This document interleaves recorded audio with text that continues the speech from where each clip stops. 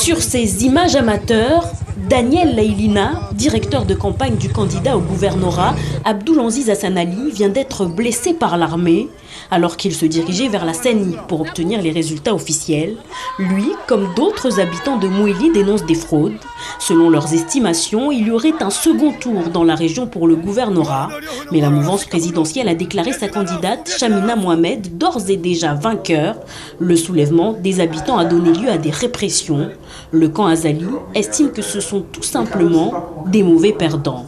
Le gouvernement a décidé d'envoyer comme une candidate, une femme comme candidate. Et vous avez vu, sur les 10 candidats, de 9 se sont mis ensemble pour lire le Coran, pour prier Dieu, que Dieu ne ramène pas à Mouéli une femme gouverneure. S'il y a du grabuge, il faudrait bien que les forces de l'ordre interviennent. Sinon, c'est l'anarchie. Depuis hier, l'opposition et des électeurs pointent du doigt de nombreuses irrégularités dans ce scrutin. Le candidat Joua, Salim Issa Abdillah, s'est proclamé vainqueur dès hier soir, au vu, dit-il, des résultats compilés par son camp.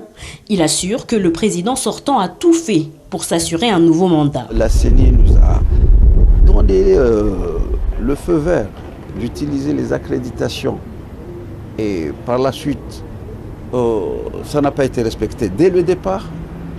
Il y avait aussi l'interdiction à l'utilisation des procurations. Au départ, ça a été accepté. Et j'ajoute que certains bureaux ne sont pas comptabilisés. C'est le cas d'Anjouan. C'est le cas d'Anjouan, et même ici, à la Grande Comore. Ici, comme ailleurs, il y a des institutions qui sont censées répondre à ces questions-là. S'il y a eu de fraude, il faut les porter devant les institutions prévues, contester, montrer les preuves, parce qu'ils doivent apporter des preuves pour cela. Et puis, vous savez très bien, même chez nous là-bas, chaque fois qu'il y a des élections, les battus crient à la fraude. À Anjouan, la gendarmerie du village de Mrémani a été incendiée par les habitants. Alors qu'une révolte semble s'organiser, le gouvernement a prévenu aucune manifestation ne sera tolérée. Il y a 5 ans, lors de contestations à l'issue du scrutin, 3 personnes avaient perdu la vie.